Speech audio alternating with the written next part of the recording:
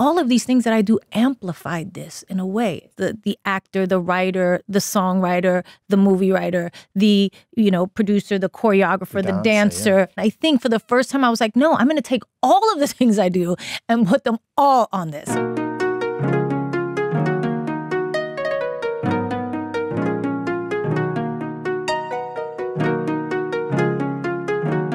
I'm so glad we're still here. Yeah. Just here. And be able to have a conversation and continue to tell this story. I've seen so much more. Heard the music first, fell in love with the album, still love the album more. Thank you. So often when you get asked to go into rooms and hang out with artists to listen to music, the last place they want to be is in that room while you listen to it. And very rarely, but it does happen, you encounter an experience where someone is so proud of what they've made that they can't wait to embellish and tell you what's behind it. That's what this is to you, isn't it? You're so proud of this record and everything. I think it's the kind of most honest record that I've ever made.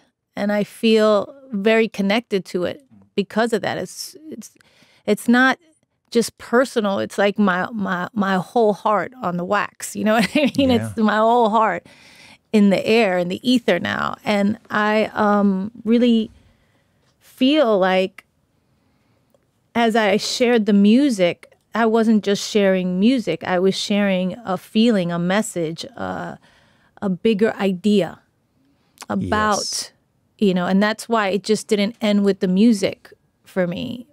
I realized that there was, as I made the music and thinking about this is me then to this is me now, and those 20 years in between, that there was a real journey that happened. And there was a lot of things that I never even looked at. And then I started, and I was like, well, there's a bigger, it's not just this beautiful kind of celebration of love and second chances and the idea of, true love in a way. It was more than that. It was more than that. And This Is Me Now became more than that. And there was more of the story to tell. And that's why I decided to make the movie and film the process. We, filmed the process of it as well, which became a documentary. I think it's a beautiful thing to witness because we got it wrong. We thought this was part 2, the love story part 2, right? Yeah. This was unrequited to requited, the rare healing of a broken heart with the person who was part of the original heartbreak. That's what we focused on a year ago, kind of. And I know now that I've seen everything as well as heard everything to some degree that you want to show, which is everything. Yeah, yeah. Well, I think it's about you, isn't it? Wasn't it about you? Wasn't it about it was always finding what you realize is that it's always about you. Yeah. That everything is about you. All the things that you think are wrong, all the things you think are great, all the things you think you can do better, everything is about you. And sometimes we focus so much on people and how they feel about us and what they think about us and how we want them to love us and how we want to love them and all of the things, and we forget that everything that's being created in our life is us.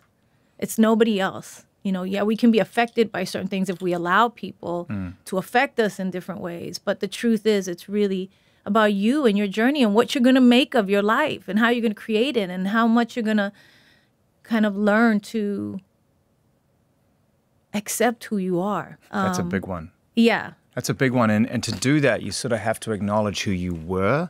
And you have to. And in a lot of respects, that the journey that you are on, you weren't necessarily in charge of the starting point on that. It wasn't by design. It just happened. And I mean, you would not only acknowledge that in the film and in the documentary, you start the album with it. The opening line is so personal. Yeah. About your mother and about the idea of what you invest your life into, whether or not it was the right use of your energy and your time, and how that won't be you. That's a powerful observation. Yeah, I think, the first line of the record of the whole entire album, and first of all, it's the title track, which, sometimes rarely happens, that title track really defines the whole project. And This Is Me Now, when we wrote that record on the first day that we were in the studio. Was it day one? Day one, we wrote Greatest Love Story Never Told and This Is Me Now. You wrote the bookends on day one? Yes. And I was like, that's it. We have the beginning. And I knew it. I said, this is me now. Is going to start the record. Greatest love story never told is going to end the record. Wow. Now we just have to get the rest of it together. But honestly, but honestly, I've been doing this for so long. Do you know how often people are waiting for the center of something to show up? Often you have the organs and the flesh, but you haven't got the heart. You got the heart on day one. Yeah. I think when I walked in there with that book and I, kind of presented it to everybody, which I shared this with you in the listening session, this book that was a gift that my husband gave me on our first Christmas back together. And it just had all these letters and correspondences that we had from the time we were together years ago and then when we got back together. And there was a few emails in between that were very kind of like cordial, but he also kind of put our story in there in that book. And we had all these letters, and he's a writer, so he writes long, beautiful, poetic letters. And I brought it in there, and that kind of really set the tone for everybody to understand what the mission was. Like, we're going to put this feeling of this journey and what I've learned about love, which I've been searching for my whole life. What is it? What does it mean? Does it exist? Into this record. And we're going to show people through this music a celebration of love, but really that true love exists and forever. Some things do last forever. I think people, we all get sold this kind of bill of goods, like these magical things don't exist in life, and they do. Magic is out there. It's real. But you have to work to hold on. Well, that's why the whole story was not the album. Yeah, right. The whole story has to do with how you get there and the things that the difficult, really challenging things we have to go through as people to learn ourselves and to understand ourselves and to get to a place where we can do the thing that human beings are meant to do in this life, which is love. Love each other, right? Like, that's the big mission. It's like, that's the goal. That's the thing that, if you get to the end of your life, you go, I love somebody and they loved me too. And I left that. I got to experience that as a human being. Like, that was always the goal. Yeah, for me, right? the goal was this. Everything that's in this room, right? The goal was the pedals and the love story on wax. That's the art of it. That's the dream of it, right? The art of it, yes, beautiful. But true love is having the person, your soulmate, sit on camera and see a side of you that you didn't even see yourself until you did the work. Recognizing that only you can go through that experience to truly learn to love yourself. That's true love. That's real soulmate. Well, what it is it allows you the love when it allows you the kind of like bed to lie in to look at those things. Yeah. Because I think when I was on my own all those years and in and out of different relationships, I was wondering, why things didn't go in a way that I wanted them to go, because I had the best intentions with these relationships. And I think those people did too. And it was like, why?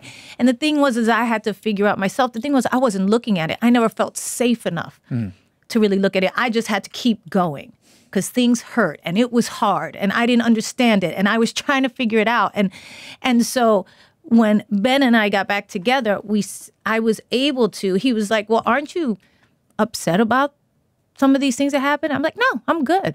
He's like, well, he made it safe for me to look at myself in a lot of ways that I just hadn't done. And now that I was older and had done a lot of work on myself, I was able to recognize that and go, well, yeah, I do need to look at those things. And the experience of making the record and being so happy and celebratory, and then delving deeper and deeper into the journey that it took to get there, which was, harrowing at times and tough. Painful the and work tough, is tough. It's really tough.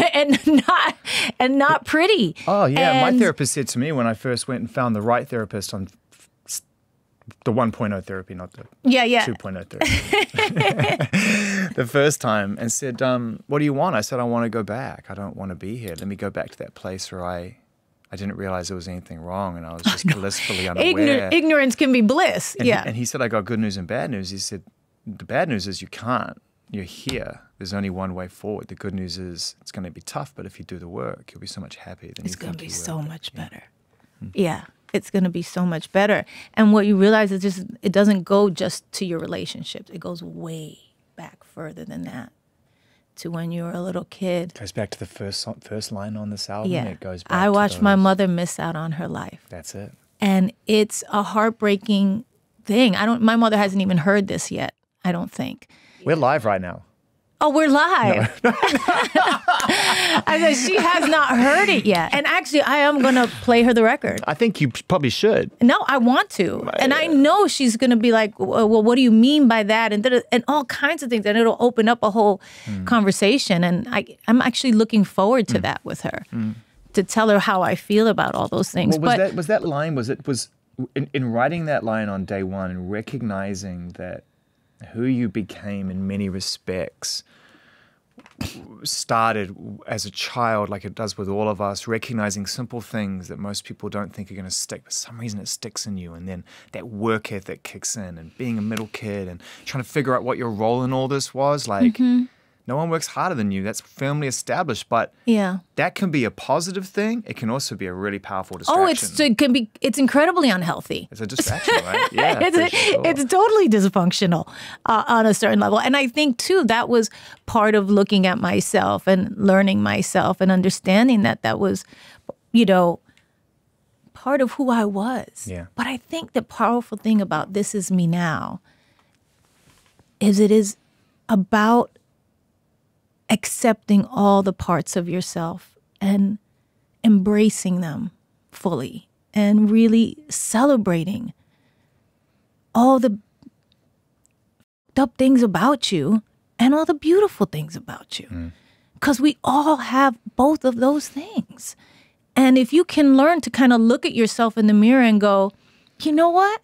I am a workaholic. I do work too much. I do wish I had done this better and done that better. And I stayed in that relationship too long. And I didn't treat myself well. And I wish I could have been, more aware of myself and how I was coming off to people. Self-awareness is one of the hardest all of those things, ever. right? Like I wish, but also and also I forgive myself those things. So This Is Me Now, when I first heard the title after This Is Me Then, thought this is me now in love and everything's worked out beautifully. But I realize now that there's an element of take it or leave it to that title. It's deeper. It's deeper than that. There's an element of that. Yeah. It is This Is Me Now and This Is Me Then are the two moments of two very celebratory moments of being completely and totally in love with the person that, you is your soulmate. Yeah. That the person you want to be with. Yes, I found him then,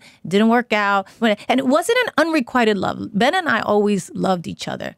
We had work to do.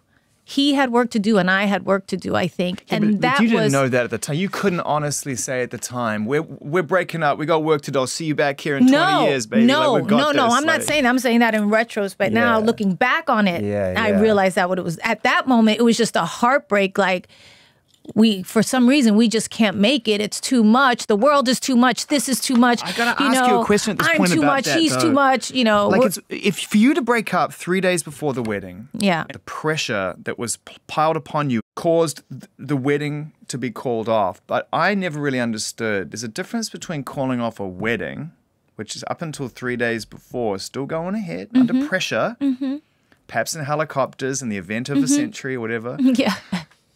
You broke up. You didn't just call the wedding off. Yeah. You called the whole thing off. Yeah.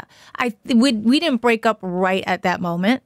It happened over the series of the next few months. Right. Because what it did, it casted doubt in me and both of us about what our relationship was and where it was going, I think.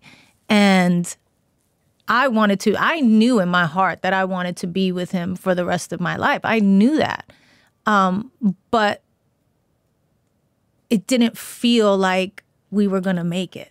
And so it scared me.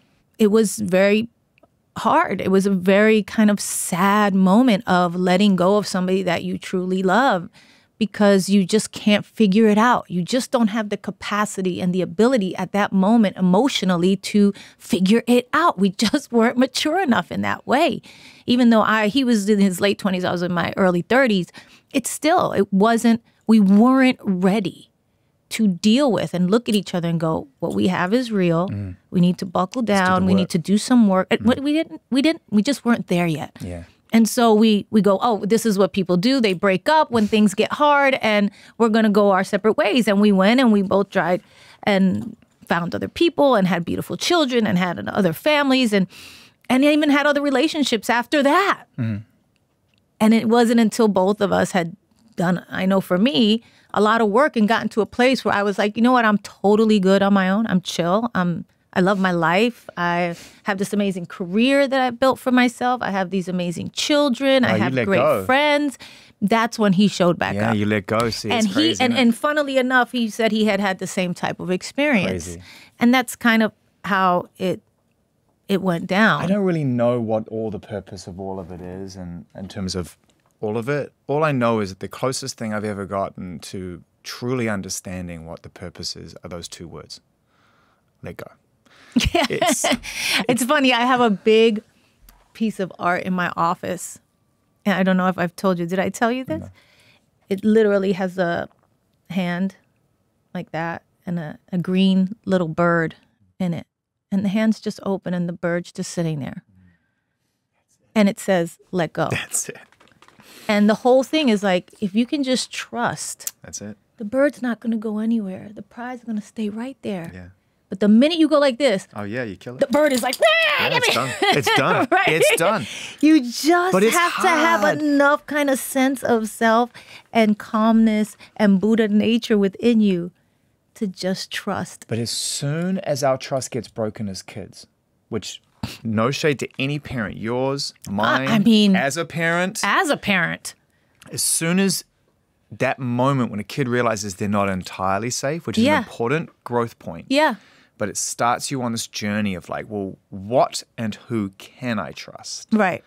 And what is safety to me? Yeah. And what is security to me? Yeah. And it's so interesting, both in the film and in the movie, the idea that you acknowledge that this sort of concept of what do I want to be when I grow up? Well, I want to be in love. Yeah. I'd never even heard that answer before. I didn't even know that was a thing. Well, because when you grow up and you're sold, like when I was a little girl, you know, it was all about fairy tales, Cinderella and Sleeping Beauty and this person and that person.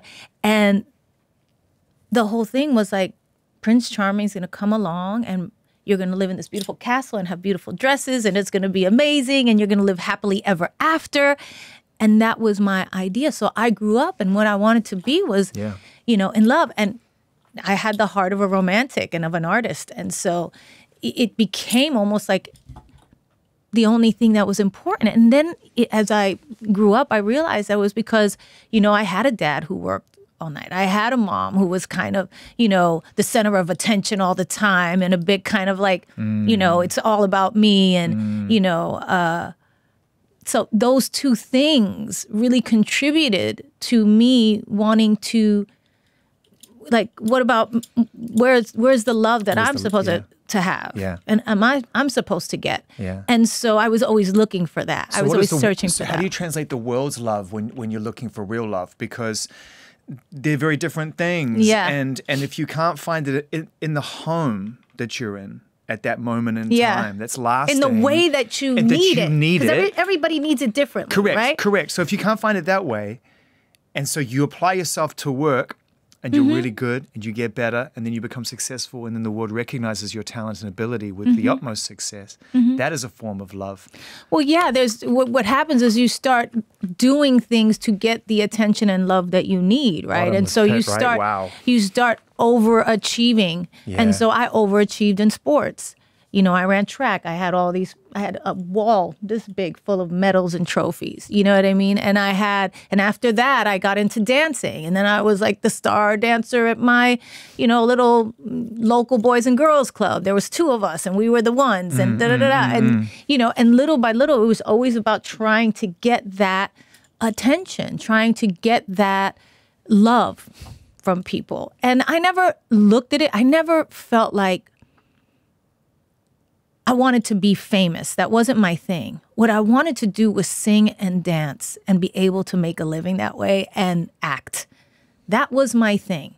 That's all I ever wanted to do. I saw it on TV. I saw it in musicals. My mother loved music. You know, she was obsessed with music, and she was obsessed with musicals, and she was obsessed with great film, and she was obsessed with history. There was things that my mom, and because she was alone raising us and my dad was sleeping all day and working all night and kind of not there, and I was wishing I had more time. All of these things informed a person who, you know, went out there and was trying to, you know, do what I wanted to do. And in a way, also searching for that love and attention and kind of somebody to see me.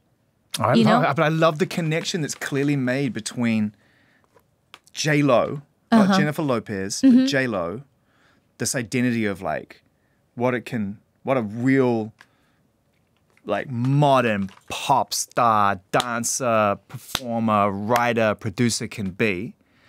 And the love that you really are searching for in your personal life, because this album didn't get made until that got repaired. It's crazy to me. Yeah, it's actually really makes perfect sense. Yeah.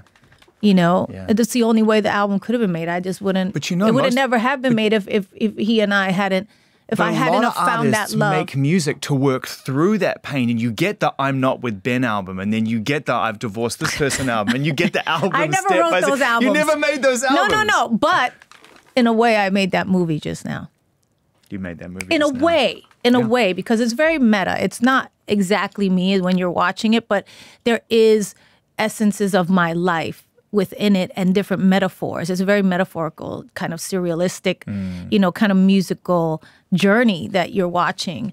But it's definitely something that, going back to your very first question, that I feel proud of. I feel like as an artist, this is the one thing that you want to do. You want to take what you know, what you've learned through your own experiences and make something that has a true, that is honest and that is personal, but also that has a message to it that you feel really compelled to share. Can I share something with you that probably won't surprise you now? And that is that I'm getting to know you over time. I don't really know Ben. But after that conversation, I was concerned because you were saying, hey, I'm celebrating this old album. I'm back in love. We're great. I'm married again. It's happily ever after. I'm going to tell that story again. And I didn't know the nuances of how it was going to be about self-worth and identifying yourself. No, and I didn't want to. I'm like, oh my days, you're going to do this again? Like, didn't you just do this 20 years ago and didn't that bring all this pressure on? And so when I heard the music again in relation to the doc and the movie, I was relieved that other people were concerned as well.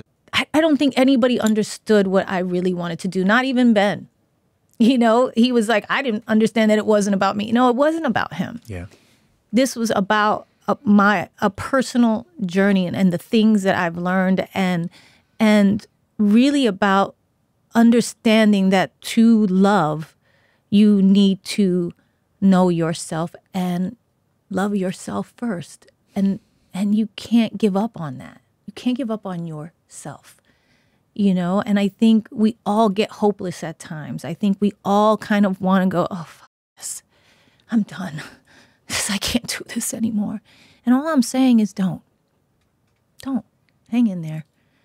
You know what I mean? Just keep doing the work on you. Just keep it focused. You are the thing. You know where you fall short. You know where your strengths are. And hold on through the difficult times. Because I feel like all of that time was difficult times. And that's this whole thing of everybody around me kind of being nervous about what I was trying to say. Yeah. I think now when they see it, they go, oh, I would hope that I think that's what you're saying. I don't know. Definitely, everyone comes to that conclusion, but so do you. And that's what's beautiful about the trade. I know I'm putting myself out there. I know that. But I believe that the message is worth it. Yeah. And as an artist, that's all you can do is do what you feel, despite, like I say, do it fucking afraid. That's such a great line. Fuck it. Yeah. Nah, fuck it. Like you can only, it's like I have to put my head down at night and go, okay, am I happy with what I've done or am I not? Was I too afraid to do what I felt in my heart I should do? how depressing would it be to come out of all of this time, all of this work, 20 years after you fell in love with Ben the first time and still be afraid? That would be tragic. That would be tragic. And I had a beautiful vision, and I had a great partner in Dave Meyers. I don't want to leave him out of this did a either. great job. Amazing. Who is such a incredible visualist and a great director. And we really did this project together, and he was so gracious to almost let me kind of direct right alongside of him every single idea and note and things that we wrote in it and all of that kind of stuff. Yeah. But it's all there in the music. That's the thing that I'm so happy about, the fact that the album just snaps. And it fucking it jumps out of the headphones and out of the speakers. Thank you. And it sounds so present, and the songs know themselves so well. I think every lyric on there is no fluff. There is no kind of like, oh, we're just going to do this because it sounds good. Yeah. Everything is very purposeful. Every lyric, every sentiment, every between the line thing that you can have, even all of the music, everything that Roger and Angel and Beautiful Giddy and all of these guys did is so kind of elevated. And the perfect kind of environment for this. And they did it. And it was only because they felt it too. They felt it and understood the mission in a way, but they understood that this had to have its own sound, but it still had to be me. I didn't want to sound like everything that's out there and current and all of that right now. I knew just having them work on it was going to make it current. I knew that making something beautiful makes it current. Those fears have left me a long time ago. You know what I mean? I don't think about that when I'm making music. It sounds like your audio palette. It has the harp and it has the gentle touches of everything with the heavy low end and the danceable beats, and it gives you this beautiful canvas upon which to paint the truth. And I think about some of the songs that really jump out, like Rebound. What an incredibly succinct way to describe one of life's most beautiful and ill-advised moves. But it's the thing that it's just like there's nobody who hasn't done this, and it was just like it's such a perfectly, for me, written song. Like you hear it and you understand. You understand. Yep, it straight that's away. what it is. That's exactly what it is. And ran into your arms, running from the pain. Look past all the It's got to be a line you walk, though, when you make something that, whilst embellished and turned into more of a universal metaphor about self-worth and the healing of one's own heart, that you are drawing inspiration from the album and therefore drawing inspiration from your life story. So there is a beautiful marriage of those things. Mm-hmm. And I think about how you walk that line whilst respecting the relationships that kept you safe in those times until they didn't. Yeah. And there's a moment that you kept in the movie, which I thought was powerful, about potentially working with Anthony Ramos and him saying, look, I'm friends with Mark. Yeah. He really felt like, is this about Mark? And I'm like, no. This is an amalgamation, kind of like an idea about being in toxic relationships. And and it's funny because this was just even this week, as I'm thinking about it, I'm remembering still as I delved into my past and looking at that 20-year journey as I was writing this movie, I remembered things from years ago that wound up in the film. You know what I mean? That before This Is Me Then, in relationships where that little pattern that I had, not that anybody else had, that I had to be in and attract this type of relationship and not understand myself enough to, say, I don't like this, or I don't I like the way this feels, or this is not who I am, or, what one therapist used to call kind of like sliding under men. You know what I mean? Sliding under them and, not being in my full voice and in my full power all the time. That pattern started way long before any marriage I ever had. But I thought it was very important because we wrote the song Rebound and because that was about, relationships and being dysfunctional and running from relationship to relationship and rebounding and rebounding. It wasn't one time. It wasn't one time I did it. I did it several times. Yeah, it may take a while to learn the lesson. You may have to learn it too many times. Yes, but you keep making the same mistakes until it gets worse and worse and worse, and then you go, okay. Yeah. Enough of this. How challenging, if at all, was it for Ben to watch that particular sequence and I think this whole entire process has been difficult for Ben because he's much, he's not a musical artist. And so he doesn't share things in that way musically. He kind of writes stories and directs movies and everything's all kind of like acting and, in that realm. Whereas with music, it's a different thing. It's like, you put your thing right on the record. Yeah.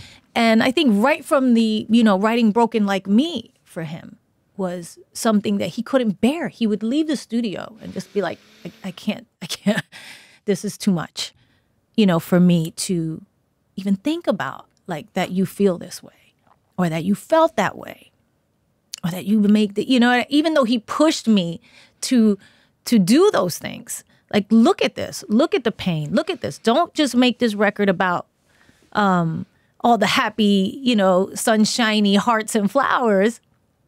Make it the other thing too. Infuse it with that too. And that's what got me on the path to, looking at like, okay, I don't want to just make a compilation of music videos or put out a single and a video and take the normal route that everybody does. I realized that there was something much more important for me to do here with this music. I thought it was special enough to do something really extraordinary and that had never been done. And isn't that who he fell in love with in the first place? Right? In a way. It's not like he woke up one day and went, wait, you're ambitious? Yeah. I did not see that coming. Yeah. Or that he knows my heart. He knows I wear my heart on my sleeve. Artist. He knows who I am and he accepts that and loves me. That's why, and I love who he is, and so that part of it may have been uncomfortable in different moments for him. But at the end of the day, I think he thinks, you have to express yourself the way you want to express yourself. I would never want you to tell me don't make that movie or don't write about that or don't write about this. No, he has to do what he has to do as in, to fulfill his own life. I have to say, having not really spent much time speaking with him, I thought that the way that he shows up in this documentary is fantastic. Oh. The way that he sees you and shows his concern, but also allows you the space to be able to make your own decisions, be it good ones or bad ones, and trusts you. Yeah. But all the while sort of pointing out quite quietly and thoughtfully that, there may be still a few questions you have to ask yourself. Yeah. Like, why are you still doing this? And is this enough? Really thoughtful, really That's cool. who he is. That's truly who he is. Not just the eternally tired guy getting out of the GMC with a coffee in his hand.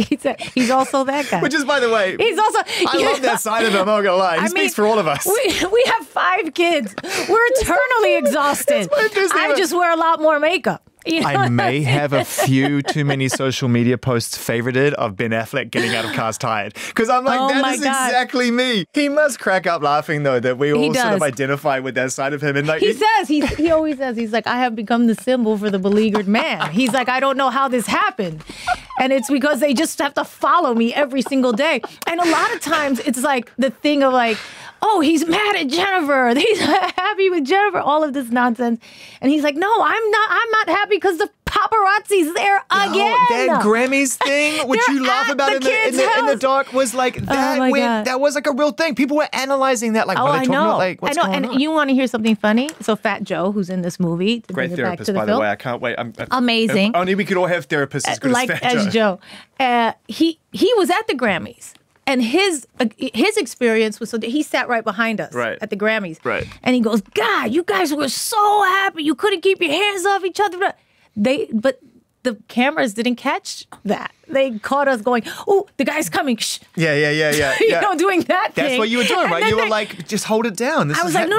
I know, because he was like, I'm moving out. And I was like, no, don't leave me. Come back. And then I tried to just be kind of normal. And everybody thought I was like, I don't know what they thought. Who cares? But the point is, it's just, it is very funny. And we do have fun with it and laugh with it because, you know, we feel very good about where we are right now. And that's the difference. The difference is that over the course of in the space between then and now, it doesn't matter. Well, that stuff would have got to us before. Exactly. And now it doesn't. Yeah. Because, again, we know who we are. We're older. We have 5 kids, which is so much more important than any of the other bullshit. Yeah. You know, we want them to be good. We worry more that they read things like these things and, you know, more than what we feel about it. It's like, what do they feel? Do they think we're fighting? We're not fighting. And you can't protect them from that, right? You can't protect them from that. We can't because they're, you know, techie kids like every other kid. You know, they're on their phone constantly. They're, you know, search everything. The minute you say any new word to them, they look at, you know, any new name, any new anything, any new information, they want to know what it is, and they know they can. And so they're much more informed and much more, and it's, you know, totally into the meme culture and think it's hysterical. Oh, I know. We have 2 teenage boys. I get it. Do you ever feel that you have to sit them down and remind them that it's not real, what they're reading or what they're seeing? Or do they know you enough to know that it's not real? Yes. And now that they're a little bit older, we have, you know, we try not to like make it such a big thing in our house because we have, you know, their lives are so much more than the fact that we're their parents in that way, you know, that they're famous, we're famous. And so we do it in ways that kind of just like go by, like, you know, that's not, that's ridiculous, right? Yeah, they're like, no, we know. And they're all so incredibly smart and heartful and brilliant in their own ways, and have handled this really well because the 5 of them have had a difficult kind of, I wouldn't say difficult, but kind of like this surrealistic kind of upbringing where they've been watched from the time they were very small. And so them becoming who they are in the public eye has been, you know, could be very, very hard for them. And I'm sure it is at times, even more than they share with us. But they handled it very beautifully. Has it been a joy to watch them come together? Oh, my God. Oh, my God. We have the most colorful, beautiful, kind of complicated household. and we wouldn't have it any other way. Yeah. We love it. We love it. And our main concern, what I always tell them, I said, we were up talking late about you guys, of course, you know what I mean? And we let them know that they're the kind of center of our universe in that way. We love our work. He loves his work. I love my work. We're both artists, and they understand that. And they know we put a lot of time into that. But they also, I would like to believe in my heart of hearts that they know that they are the loves of our life and the center of our universe.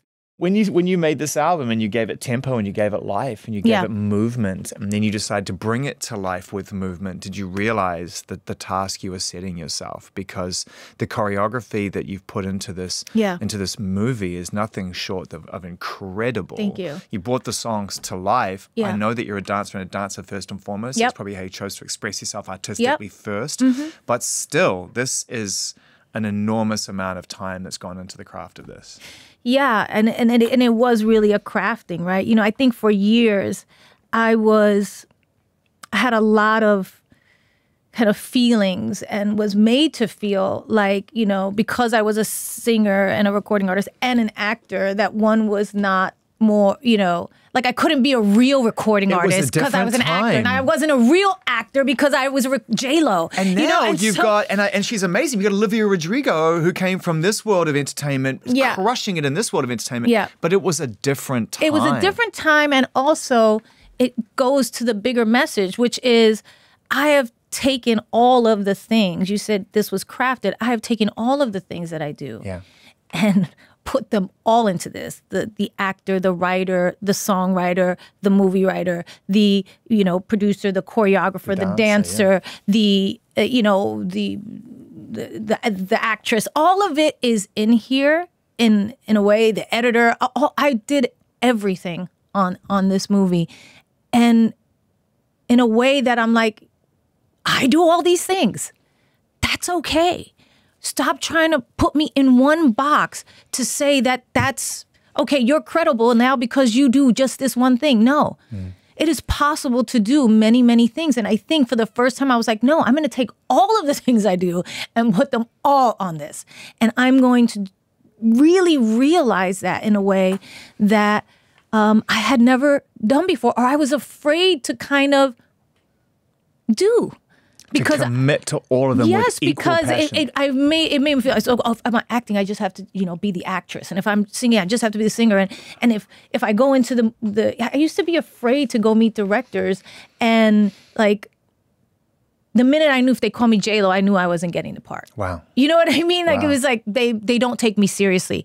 And it was like, no, actually, all of these things that I do amplified this in a way. It's like, you're right. The fact that I started as a dancer made this movie, I crafted every number right alongside brilliant choreographers in Luther Brown, who did a lot of it, and Paris Goebel and Tessa Thompson. Like, these three really kind of helped me kind of bring this vision that I had to life. And I've always wanted to do a musical. I didn't know I'd make my own musical. And this really hadn't ever been done, where you take an existing album and make a movie, create the story, and then create the numbers from that and try to make them all make sense. And so that was a daunting task. And when I told Dave, that's kind of like what I want to do, he was like, okay, let's do it. And he was so game, and really helped me bring all of that to life. The music is a great accompaniment, and there are a few moments when it's clear that it brings a lot to the characters of the film and a lot to the performance of the film, but it's not the purpose of the film. No. There was a real story that that I wanted to tell about being someone who believes in love, a hopeless romantic man or woman. I didn't think that this was and we didn't even name the character. Yeah, that's true. In the movie, because it was just, I wanted it to be every person, any person, because all of us want love. And all of us are out there searching for, trying to find that connection in our own way with someone else. And what I wanted to say with the film, which I think we accomplished, is that you have to have that relationship with yourself first, and still have your head in the clouds a bit, and still believe in magic. Like, both of those things can exist at the same time. Do you think now you've gone through this process, that greatest love story never told, which to me is a really beautiful concept, that it's always so close, like it's just there, but you may never grab it, it may never actually arrive, but it's almost, again, you can almost apply that to your own journey within yourself. That is, yeah, it's a double entendre, right? It's everybody thinks it's the greatest love story never told because, Ben and I got together and nobody knows that story. But that's not the story that I'm telling. People know the story of me and Ben. That's not the story I wanted to tell here. The story I wanted to tell was the real greatest love story never told, which is the fact that we need to have that with ourselves first, which is this, actually, Ben says it in the doc in a really interesting way, that's even the more difficult love to find than Prince Charming. He talked about it being deceptive. Yeah. And so, yes, he talked about it. These things that are tucked away in real life that aren't like the dramas of life, can be the deceptive things to try and get the hold little of things that you're trying to, that you ignore, don't look at, or that kind of make us who we are and lead us to our kind of dysfunctional patterns sometimes, right? These things that live underneath that are not so obvious, not like he said, somebody being locked in a closet, a kid who's locked in a closet, you understand, or a kid whose parents died really young, you go, I get that. I understand that. But when it's less, kind of on the surface in that way, or not as dramatic, because we're all doing our best. Yes. But there is neglect, or there is a, kind of feeling of loneliness that you have growing up because you're a middle child, or because, you know, your dad wasn't around as much, or your mom was working all day, or any of those things, right? Those things are just our scars as well, that and they inform how we then learn to love because of how we were loved. And then you have to kind of take the good parts of that and undo the parts that really hurt you and that really make you do things that you don't want to do in relationships, or accept things that you don't want to accept in relationships because you're used to it. You're used to being neglected. You're used to being yelled at. You're used to being mistreated. Well, that's your identity to some degree in terms of how you relate to other people. And also, you know, it's like this idea of striving for perfection, but it's so unrealistic because the perfection you strive for was established when you were a child and you could never have lived up to that expectation. So you just keep elevating yourself further and further, trying to grab it. And that's that beautiful moment when he says, like, you know, you're enough. Yeah. You're loved. Yeah.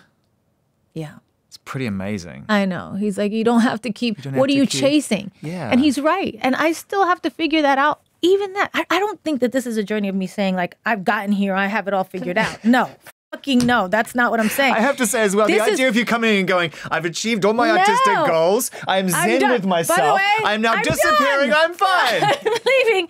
I'm done. My work is done here on this planet. I don't get that vibe from you. No. It is a constant evolving of, like, looking at things and looking at being a parent and looking at, you know, how you love and how you treat people and how you know, the type of person you want to be, and becoming more and more comfortable. That's why I want everybody to say, this is me now. This is me. Love me, leave me, whatever. But I'm good with this person because I know they're not perfect. And I know that they're amazing. And I know that I'm going to keep learning and growing, and I'm going to be more surprised and kind of, you know, delighted with who I become as time goes on. That's the goal, you know, to keep uncovering things like, oh, that part, I never even thought about that part. That part really me up. Shit, I need to look at that. I need to talk about that. You know what it made me do? It made me do this, and that. And I hate that about myself. And I want to fix that, or I want to not have that anymore. And you know what? It's okay that that existed. I forgive myself that. I was doing the best I can for what I knew at that moment. What was the one thing, if you can share it, that you realized during that time that in leaving it behind, you really were free of something that has subconsciously and then consciously been holding on to you? Like I've had breakthroughs that have put me to sleep. Yeah. You know, moments I'm like, wow. Yeah. I'm never going to think like that again. I think it comes down to one that I'm kind of toying with now, which is self-awareness, which is a big one, right? Huge. There was times when I was like, had to deal with the fact that I deserved better. I actually did deserve better, and I didn't know I did. And so I accepted less. And I tried really hard and to make things work. Because of that, things happened and scars were made that will be there forever and won't really ever go away. They'll heal, and they'll heal. But it will always be there. It will always be a part of me, my kids, all of the things, right? Like that. Those are things you live with, you know, that never go away, but that you can come to terms with and forgive yourself for. And be like, again, this is me. This is who I am. That's what's part of my journey. And you know what? I'm okay. I'm better now. I'm okay now. And I'm going to keep getting better because I'm not going to be complacent about that part of my life. I want to keep getting better for my kids. I want to keep getting better for my husband. I want to keep getting better for me. You know, when I think about this album, and I think that there's millions and millions of us who want to see you go out and really put the cherry on the cake here and take this to the stage. Yeah. And tour it and play live. And I know it's not as simple as when music had all your attention, really. And when you're putting those first albums out, it's like, well, I'm in this machine. Yeah. And I'm still acting, but this is what I'm doing. I'm making albums. I'm on TRL. I'm touring. I'm like, it's like, do. All the promo. All the promo, right? All the promo. You don't have to do any of that now. Yeah. But surely there must be a part of you that wants to go and take this to the people. There is such a desire for me to share this with everybody and share this, music, yes, and this celebration and these good times that I know we're going to have on stage. You know what I mean? Like, I know it. I feel it. I know it's going to be incredibly massive movement of like love and kind of growth and goodness, right? Like, I feel like that's going to happen. And also to build a beautiful show, that's always so much fun for me. It's such a creative thing. It was like building this movie, which almost killed me, but also, at the end of the day, made me feel really, fulfilled as an artist. And so I think it wouldn't be complete without me going on tour, without me going around and sharing this every night, because I'll craft another part of the message with that. How has it been so far, bringing these songs to life with us and playing them live? And oh my God. Well, we did our Apple Music Live, and I didn't have a lot of time. I had to do it in a short amount of time. Yeah, but I was in the room when you played the album for the first time, and I would have filmed that. Like, just watching you get up there and just be like, let me tell you about this one. No, that's true. I wish we did film a couple of those. Maybe I'll put some of that stuff out, those early listening sessions. They were great. But putting together the show on stage, I know is going to be an epic undertaking for me, but also, something that I will not be satisfied until people come there and they go, that was the most beautiful experience I've ever had. I'm moved, I'm changed. That's my goal. And you can keep it so succinct in a way, can't you? Between then and now, can't you just tell that story? I am going to do the then and now. It's going to be. I think it might even be called the Then and Now tour. You heard it here first. Yeah. You know what I mean? That was my idea, by the way. You heard that here first. Carry on. But because we have the movie, and we have those musical numbers, I'm so excited to bring those to stage. And I did it a little bit in the Apple Music Live in a smaller venue. But it was, I'm excited to do it on a bigger scale. Were there some tough moments during the Apple Music Live when you were bringing some of these songs to life and realizing? Oh God, and singing it live in front of people for the first time. Yeah, singing Broken Like Me. That's where I was going. Was very... Man, and also kudos to you for even attempting to sing that on your first proper show, because it's such a central moment in your life, let alone this album. Yeah, well, because it was finally admitting that. And sharing that with everybody. It's funny with the Apple Music Live, like you can hear a pin drop as I'm like, the audience was just,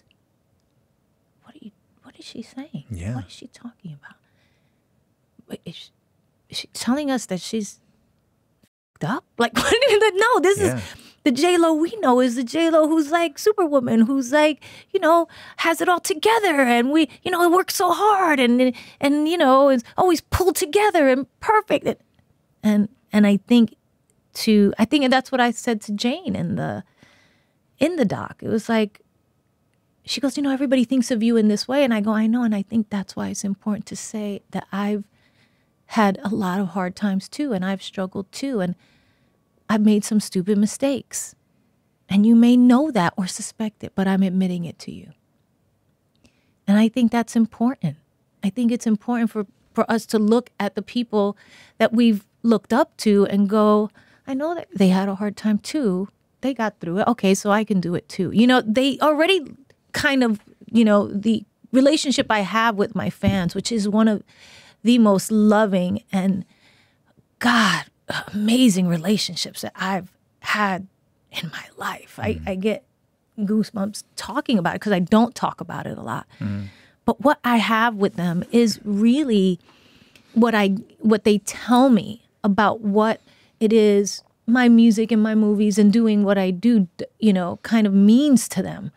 Is so important. And really what I get from them is that I know you did it so I can do it too. You know what? You don't give up, so I don't give up. You know, and I think it's important to any messages that I feel like I have. I want to put it out there. I want to go, hey guys, and don't forget about this, and don't forget about love, and don't remember, don't give up on this part of you. It's actually about you. You know, I was like that. It's an obligation for me. It's like it's a drive for me to do that. And I know that's hard to explain to people. And I know that's what I was trying to put together in the documentary. It's like, this is, I don't know. Like, Ben's like, why are you doing this? I'm like, I don't know. This is why I have to do this. But it's them. It really is wanting to share that with them. As one of your fans, I can say that I think you went even further than that. I think you deconstructed the work ethic and deconstructed the ambition and the drive and the talent and all the success. And you showed it for what it really is, which is a part of who you truly are, what you're put on this earth to do, but no longer at the expense of what's truly important. Mm-hmm. And I think that to some degree, we put so much pressure on the people we look up to and admire because they inspire us that we forget that, like, at what cost? And we lose people. Yeah. Like, we lose great people. Oh, yeah. Because they lose themselves. Their way. Yeah, they lose themselves their way. It's not an easy thing to do this, but nobody wants to hear that, so nobody talks about it. And I'm okay with that. Like, I understand. I don't know if I am. I don't know if I am. And I tell you but that's why I like to share. Like, I'm not afraid in the, like, people are like in the documentary, my hair's like this and I look crazy and I'm sweating and I'm on the floor and I'm just like. But it's that part of like you eating with my, you know, looking. I look nuts half the time, but they're like, why? I was like, because that is true. That is real. That is who I am. Yes, I love getting dressed up and being put together and being the fashion icon. Everybody, that's fun. Yeah. But that's not all who I am. Yeah. I'm all of these things. Yeah. And that's human. It's really that's important. Beautiful. We could never have had this conversation, let alone about this 20 years ago. No. I think that I actually thought about this the other day because I was talking to an amazing artist, Danny Brown, who's gone through a lot, cleaned himself and gotten sober and focused. Mm-hmm. And I'm like, this is happening more and more. People are not only figuring out there's another approach to this, but they want to talk about it and they want to tell their fans about it. And I do think that we are one step at a time going through somewhat of an emotionally intelligent, holistic revolution. Yeah, revolution. I mean, it's important to share those things. I think artists have always shared it through their work, through their works, right? Through music, through painting, through movies, through acting. They've shared it in that way. But what it takes to do that, you know, the first movie I ever produced was a movie called Hector Lavoe, El Cantante, which was about Hector Lavoe, who was an artist who I always looked at when I took on that project. And Mark played the role in that. And he's an amazing salsa singer. And they started the whole salsa movement in the States and da-da-da-da. And it was a great moment in kind of musical history for Latinos, right? But the thing about him that I found interesting, and maybe because I was an artist myself, is that he was almost a sacrificial lamb. Yeah. Like, his life was about putting this music out, but it cost him so much. Costs a lot. And he wound up dying, you know, and was constantly on and off of drugs. But it was an interesting portrait of an artist, which is why I wanted to tell it. But because the music impacted so many people.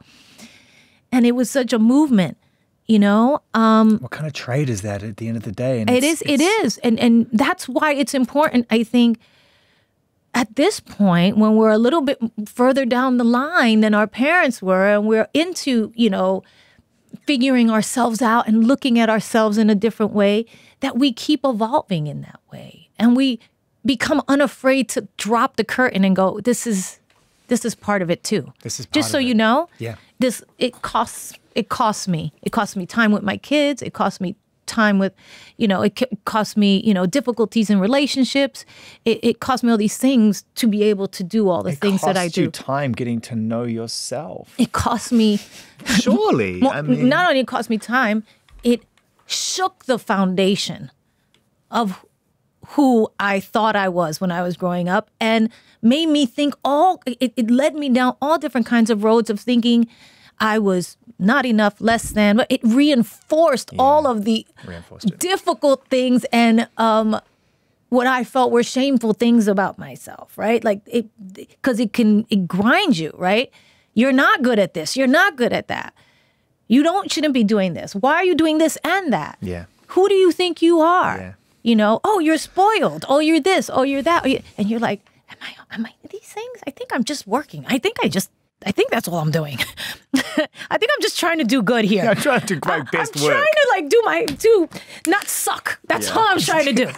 And you guys keep telling me that I suck. Okay. You know what I mean? And so it shakes you and it fucks you up in a way.